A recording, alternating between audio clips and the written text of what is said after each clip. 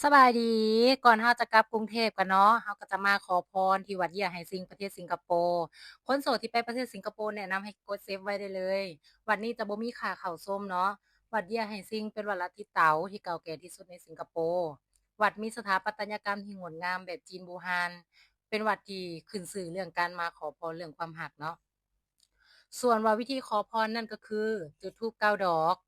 จุดขอพรตามแท่นบูชาแต่ละห้องเนาะมันจะมีแยกๆออกมาว่าอันนี้ขอพรเรื่องความรักขอบุตรขอพรเรื่องโชคลาภความสำเร็จแล้วก็ขอพรเรื่องสุขภาพความปลอดภัยเนาะหลังจากเรา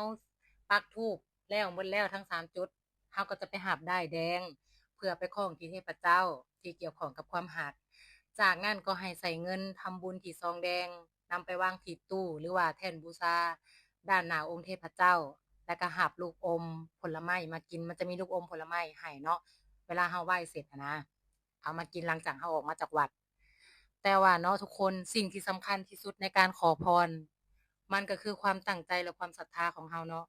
ถ้าเฮามีความตั้งใจมีความศรัทธาสิ่งที่เฮาขอพรไปมันก็จะเป็นจริงแต่ถ้าไผขอพรแล้วเป็นจริงก็แนะนำให้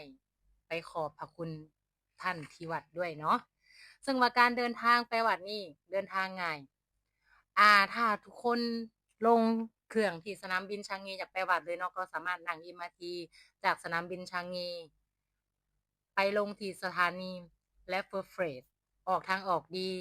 เดินออกไปแป๊บหนึ่งก็จะฮอดวัดแล้วเนาะวัดจะอยู่จุดใจกลางเมืองเลยอยู่ใกล้ๆกับเมืองไลออนพาร์คหรือว่า